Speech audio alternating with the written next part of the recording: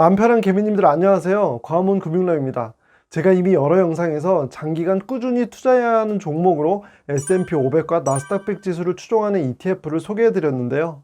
이런 해외 지수를 추종하는 ETF는 환율의 변동에 따라 수익률이 달라질 수 있기 때문에 환율 변동의 추이를 꼭 확인해 봐야 합니다. 그래서 오늘 영상에서는 올 초보다 10% 가까이 달러 환율이 오른 지금 이 시점에서 어떻게 하면 좀 더 효율적으로 S&P 500과 나스닥 100 ETF에 투자할 수 있을지 알아보는 시간을 갖도록 하겠습니다. 영상 보시기 전에 좋아요와 구독하기 그리고 알람 설정 부탁드리고요. 자, 그럼 시작하겠습니다. S&P 500 지수를 추종하는 두 개의 ETF의 수익률을 두 개의 구간으로 나누어 비교해 봤습니다. 작년 8월 7일부터 올해 1월 4일까지의 수익률을 보면 첫 번째 ETF는 2.65%의 수익률을 보였고요. 두 번째 ETF의 수익률은 12.47%였습니다. 같은 지수를 추종하는데 수익률의 차이가 10%에 가깝다고 하면 적지 않은 차이라고 생각이 되는데요.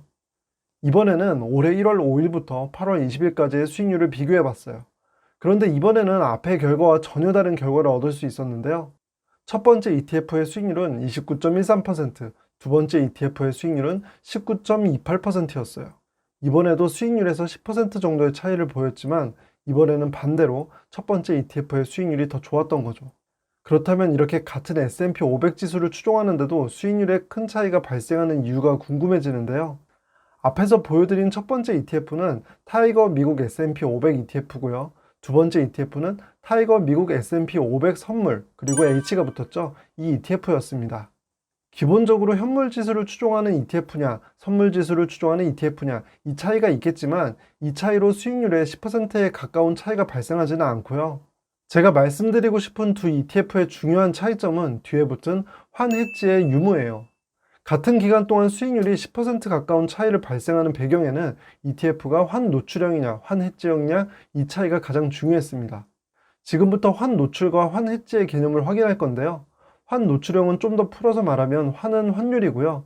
환 노출은 환율 변동의 위험에 노출이 되어 있다. 이 말의 줄임말로 이해할 수 있습니다. 일반적으로 금융에서 위험은 변동성을 의미하는데요. 우리가 지금은 코로나19 때문에 해외로 출국하는 일이 별로 없지만 예전에 우리가 해외여행을 갈 때 환율이 저렴할 때를 기다렸다가 환전을 했잖아요. 이런 변동성 때문에 투자에서 수익률의 차이가 발생할 수 있습니다. 그리고 이런 환율이 변동하는 것에 따라 수익률이 달라지는 상품을 환노출 상품이라고 부르는 거고요. 이렇게 말씀드리면 위험에 노출되어 있다고 하니까 환노출이 나쁜 거라고 생각하실 수도 있는데요. 꼭 그런 건 아니에요. 환노출형 ETF에 투자를 했을 때 환율이 오르면 수익률도 더 좋아질 수 있으니까 꼭 나쁘다고 볼 수만은 없죠. 하지만 반대로 환율이 하락하게 되면 S&P 500이나 나스닥 100 지수가 상승해도 수익률이 하락할 수 있기 때문에 이 점은 유의해야 합니다. 이런 환 노출과 반대되는 개념이 환 해지형 상품인데요. 환율의 변동 위험에 노출되어 있지 않고 환율과 상관없이 지수의 성과만을 쫓아가는 상품을 환 해지형 상품이라고 합니다. 그리고 ETF의 이름에서 이 두 개의 상품을 구분할 수 있는데요. ETF의 이름 뒤에 H가 붙으면 환 해지형 ETF고요. H가 없으면 환 노출형 ETF로 생각하시면 됩니다. 그런데 앞에서 확인한 것처럼 거의 같은 지수를 추종하는 ETF라고 하더라도 시기마다 수익률이 10% 가까이 차이가 나는 것을 확인할 수 있었잖아요. 그러니까 내가 S&P 500이나 나스닥 100처럼 좋은 ETF에 투자를 한다고 하더라도 환 노출형 또는 환 해지형 상품 둘 중에 어떤 것을 선택할지도 중요한 문제라고 볼 수 있습니다. 지금 보시는 표는 작년 8월 7일부터 올해 8월 20일까지의 달러 환율 데이터인데요. 환율이 하락할 때와 상승할 때 이렇게 구분해 봤어요. 앞에서도 이 기준으로 수익률을 비교해 본 거였는데요. 처음에 수익률을 비교해 드렸던 것처럼 환율이 하락할 때는 환 노출형 ETF보다는 환 해지형 ETF의 수익률이 더 좋고요.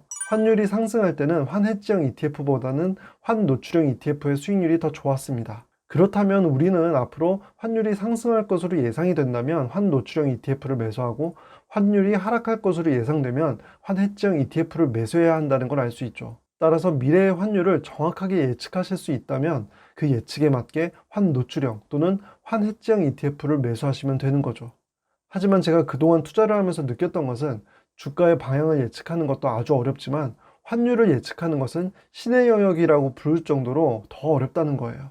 환율은 변수가 너무 많기 때문에 섣불리 예측을 하는 것보다는 상황에 맞게 대응하는 것이 더 이성적이고 합리적인 판단을 할 수 있다고 생각합니다. 그래서 지금 환율이 높은 상태라면 환율이 하락할 것을 준비하는 것이 맞고요. 환율이 낮은 상태라면 환율이 상승할 것을 준비하는 것이 합리적이라고 보는데요. 이렇게 생각했을 때 중요해지는 것은 높고 낮음에 대한 기준이에요. 그래서 최근 10년 동안의 환율 데이터를 갖고 왔습니다. 보시는 것처럼 환율은 일정하게 상승과 하락을 반복하는 사이클을 갖고 있는 것을 확인할 수 있어요. 따라서 이 사이클에서 높은 부분이라면 떨어질 가능성에 대해 고민을 하는 거고요. 사이클이 낮은 부분에서는 상승할 것에 대해 준비를 하는 거죠. 작년에 20대로 돌아가서 주식 딱 한 개만 산다면 저는 이것만 사겠습니다. 그리고 10,000원으로 할 수 있는 가장 좋은 투자, 이게 제일 좋습니다. 이 두 개의 영상을 작년 10월 8일 그리고 28일에 올렸고요. 두 영상의 조회수가 85만 회가 넘었습니다. 이때는 환율이 계속 떨어지면서 1달러당 1130원 정도의 환율이었고요. 1달러의 가격이 900원까지 간다는 말이 계속 나오고 있던 시기이기도 하죠. 그런데 이때 저는 환율 데이터를 보니까 최근 10년 동안 환율이 1,000원 밑으로 떨어진 적이 없었고요. 그렇기 때문에 1,000원 밑으로 떨어지려면 아주 이례적인 상황이 발생해야 한다는 건데 그럴 가능성은 높지 않다고 봤습니다. 그래서 두 영상에서 꾸준히 S&P 500과 나스닥 100 지수를 추종하는 환노출형 ETF를 매수하시길 권해드렸던 배경이기도 하고요. 여기서 생각해 볼 수 있는 것 첫 번째는 환율은 함부로 예측해서는 안 된다는 거고요. 그래서 제가 최근 10년, 5년, 3년 동안의 환율의 중위수를 갖고 왔는데요. 중위수는 딱 가운데에 위치한 가격이라고 생각하시면 됩니다. 예를 들어서 최근 10년 동안의 환율의 중위수는 1127.3원이었는데요. 만약 1127.3원보다 환율이 비싸면 최근 10년 동안에 이 환율보다 더 저렴했던 기간이 더 길었다는 거예요. 그러니까 최근 10년 기준으로 1127.3원을 넘어가면 환율이 비싼 가격에 속할 수 있다고 보는 거죠. 그리고 최근 5년 동안의 중위수가 1132.9원이니까 1132.9원보다 환율이 비싸게 된다면 이 환율은 최근 5년 동안의 환율이 이 환율보다 더 저렴했던 기간이 길었다는 거예요. 마지막으로 최근 3년 동안의 환율의 중위수가 1150.9원이니까 1150.9원보다 환율이 올라가게 되면 최근 3년 기준으로는 비싸다고 볼 수 있는 거고요. 그런데 바로 얼마 전인 8월 20일 기준으로 환율이 1183.5원으로 마감이 되었는데요. 그렇다면 지금의 1183.5원은 어떤 수준으로 생각이 되시나요? 환율이 꽤 올라온 수준이라는 것을 아실 수 있겠죠. 물론 아주 비싼 수준이라고 볼 수는 없지만 꽤 비싼 수준이 되었다는 것은 객관적인 데이터로 확인할 수 있습니다. 그래서 지금부터 환율이 계속 상승한다면 환율이 하락할 것을 대비해서 환해지형 ETF를 매수하는 걸 고려할 수 있고요. 저는 이 기준을 1,200원부터 생각하고 있습니다. 반대로 다시 환율이 하락해서 저렴한 구간으로 들어오게 되면 다시 환노출형 ETF를 매수하는 거고요. 그런데 여기서 한 가지 더 생각해 볼 것은 보통은 환해지형 ETF의 보수가 환노출형 ETF의 보수보다 비싸기 때문에 환해지형 ETF에 장기 투자하는 것은 비효율적이 될 수도 있습니다. 따라서 환율이 비쌀 때만 환해지형 ETF를 매수하고 환율이 충분히 저렴해지면 매도 후에 환노출형 ETF로 갈아타는 것이 효율적입니다. 그리고 영상 설명 부분에 S&P 500과 나스닥 100 ETF를 환노출형과 환해지형으로 나눠서 올려드릴 테니 투자하실 때 참고해 보시면 좋을 것 같습니다. 저는 제 영상이 마음 편한 개미님들께 행운을 가져다 드릴 수 있길 바랍니다. 오늘 영상이 좋으셨다면 좋아요와 구독하기 그리고 알람 설정 부탁드리고요. 영상 끝까지 시청해 주셔서 감사합니다.